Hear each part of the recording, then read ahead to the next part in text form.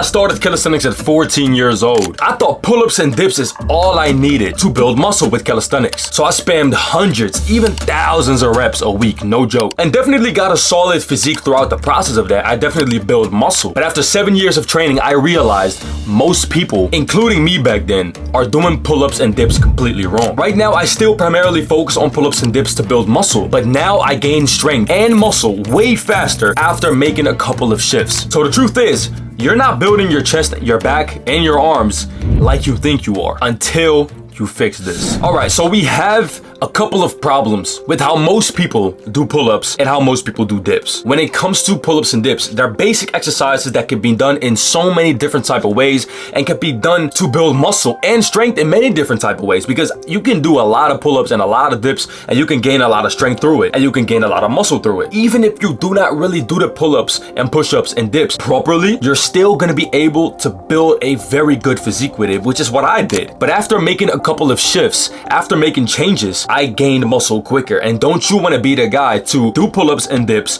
every day to build muscle with them, but do them better? Exactly. If you want to gain muscle quicker, if you want to actually see results better than what you were seeing, why don't you just change up a little bit of things so that you can actually do it better and quicker? Now, in my opinion, there are two main reasons why most people are treating pull-ups and dips totally incorrect, and which is why they're actually not really gaining muscle with it. Number one is they're treating it like a side dish. These two exercises are not meant to be treated like side dish exercises.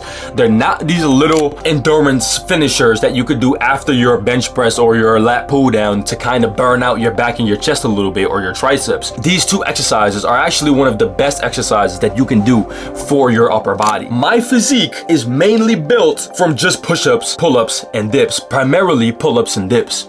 These exercises are literally the cheat code to a good physique, but you can only do that if you treat them correctly. So mistake number two is they don't add progressive overload to it. If you are actually the guy who doesn't really add progressive overload to pull-ups and dips, and he just kind of throws it in somewhere in his routine at the end or before for a warm-up, I'm sorry. The muscle is not really going to be built.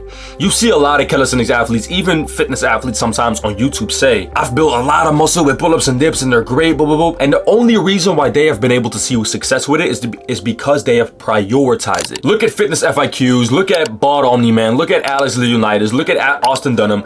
All these athletes, they have been doing pull-ups and dips. Primarily, they focused on it. Even though they have tons of other focuses, they had times in their routine when these two exercises were prioritized. It's only after you prioritize it, when you treat it seriously, just like any other exercise that you find important, is when you're actually going to reap the benefits from it. You cannot be seeing no crazy results like this, crazy results that you want to see if you're just treating it like a little side dish, just throwing it in after you're done with a workout. It's just not going to be worth it. It's just not going to be worth doing that. You would rather off be doing a couple of lat pull downs as a finisher instead of some pull-ups. Like, why would you then do pull-ups? You're probably going to be weaker, so your form is going to be shit, your quality is going to go down, your reps are going to be low, so you're not even creating that much stimulus. Let's say you have a whole bunch of other exercises that you have been prioritizing and pull-ups and dips are definitely a little bit too difficult for you, then throwing them in just as a little side dish at the end of your workout would be very stupid, because then you're already burnt out, your reps are going to be low quality, low reps, you're not going to be stimulating the muscle. So what I want you to do is prioritize it and get stronger with it like any other exercise. Treat it like your back squat. Treat it like your bench press. Treat it like your whatever exercises you do that you find very important to progress in. Treat it the same with these two exercises. So if you have been doing pull-ups and dips for a long time, months or even years, but you haven't been seeing results with it and you think that they don't work, click the top link in the description. I'll show you how to actually build muscle with these two exercises faster than any other exercises that you have been doing, because of the structure that I laid out inside of the Jacked by Calisthenics blueprint. If you follow that and you apply it to the pull-up and dips, and not only pull-ups and dips, but also other exercises that are incredibly effective for muscle growth, you're going to be getting jacked within about 6 months. So if you genuinely want to go from skinny to jacked and you actually want to see that result, getting that aesthetic body, then click the top link in the description. My personal help will get you there. Now, mistake number two is the wrong range of motion. Now, a lot of people think full range of motion is always what you should use, and I definitely definitely agree. Full range of motion is most of the time one of the most important things of quality reps. It's just doing it with a full range of motion, taking the muscle throughout the entire range of motion that it's capable of. But there are certain exceptions, such as with pull-up and dips. And the reason why that is because a lot of people who are strong, quote unquote, in pull-ups and dips, they are strong in certain ranges of motions, but they're not really strong in the correct range of motion. For example, in the dips, most people are very strong in the half and upper part of the dip. So going from a walkout position to about 90 degrees or a little bit above even, and then extending back up again. So they're great at that. But what I want you to do is, if you're good at that one, start prioritizing the dip where you're all the way below 90 degrees, almost where your nipple line is underneath the bar, and then going to halfway up or a little bit higher. That is going to even leave you with more results than if you would be doing these type of half reps. And of course, when you're doing a shit ton of reps, doing the reps all the way deep like this and then extending halfway up is gonna be kind of hard. So then I don't even mind you doing like some shorter reps if you're gonna be doing a lot of it. Just make sure that you stimulate the muscle. But if you're just prioritizing the dip for the strength purposes and for the hypertrophy purposes, and you're sitting in about the 6 to 8 rep range and you're doing it with slow controlled form, then in my opinion,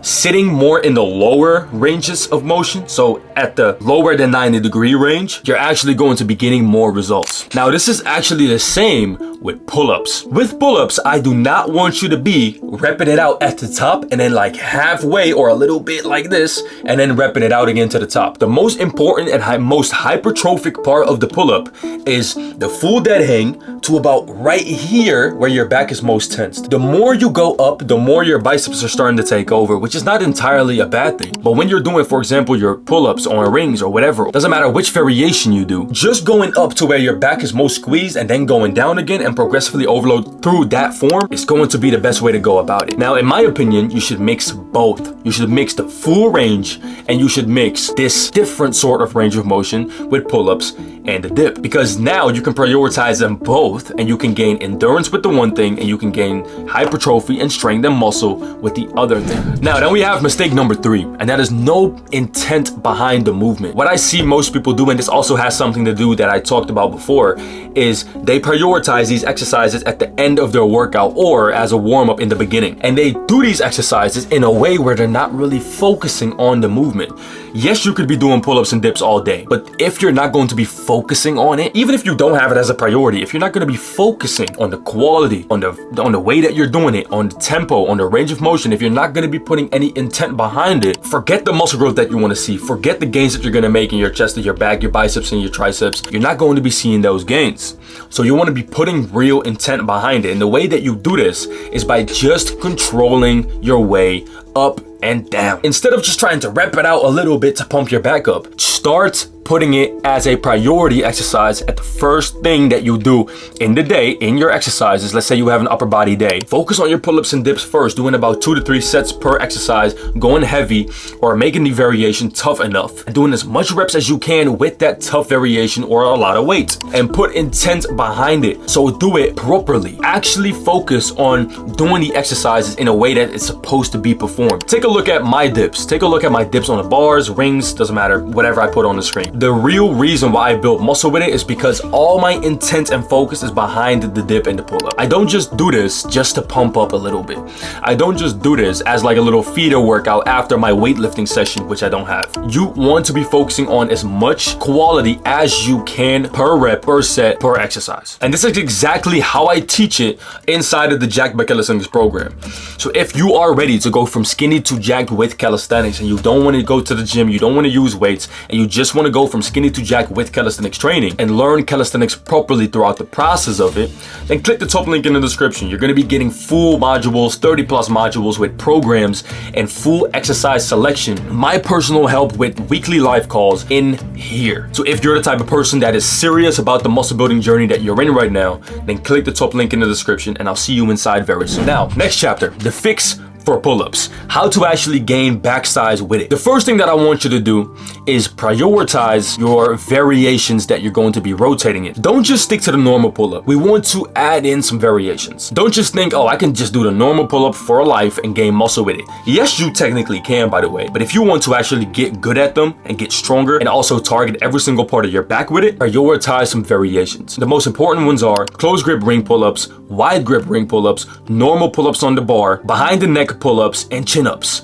These 5 variations, pick the ones that you just like the most and rotate throughout them, and progressively overload with the tempo and the range of motion and eventually the weight.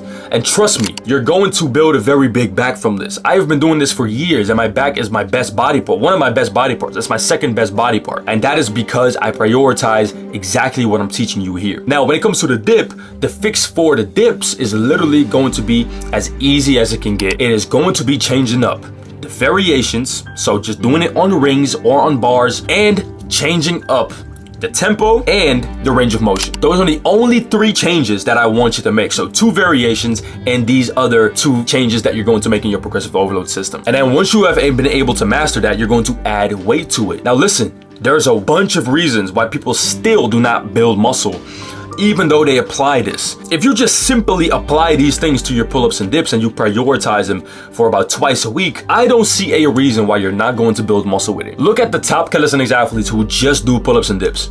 They're jacked, they're strong. Look at gymnasts who do the same thing, they're jacked and strong. Look at even weightlifters who prioritize these exercises next to their weightlifting sessions. They're strong, they're jacked. And they also heavily speak about pull-ups and dips and how important they have been for their muscle growth or strength journey. So if you prioritize that, you will find out that the same thing will happen to you. Now there's one more thing I want to cover. Pull-ups and dips for arm growth. A lot of people believe that pull-ups and dips alone are not going to be building your arms to their maximum potential. And guess what? I agree. I think that arm isolation should be a part of your routine, especially as a calisthenics athlete, because that's one thing that is always going to be lagging behind unless you have pretty good genetics in your arms. If you don't have that, like me, you really gotta isolate some shit.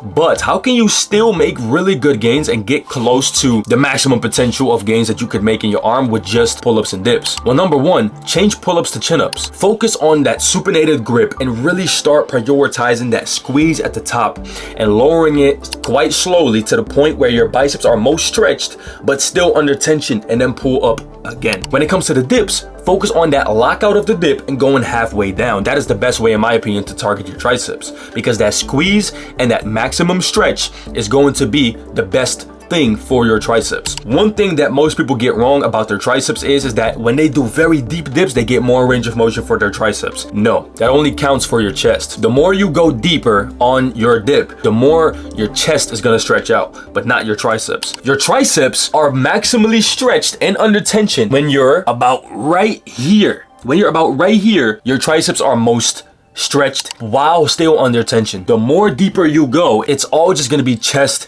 and shoulder stretching. But when you're at right this point right here, your triceps are most stretched, and that's exactly where you want to go up again. So then you extend back up and then you squeeze your triceps, and that is the best way to do dips for your triceps.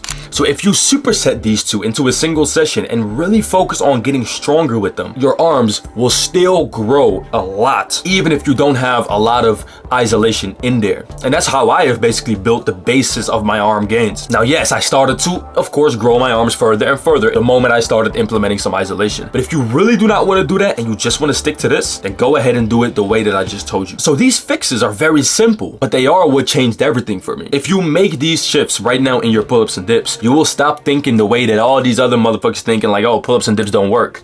They work if you actually do it correctly. So if you want the full system to go from skinny to jacked by training, to be honest, less and training more effectively with calisthenics, then click the top link in the description. Take a look at these people who are inside. They're actually doing a great job. Everyone is just progressing and shutting their mind off and just doing the things that is necessary for them to go from skinny to jacked. So if you want to be a part of that and you actually want to do it yourself, click the top link in the description and I'll see you inside. And then as always, watch this video right here, my most recent one. It is a very good video, and I'll see you in the next one.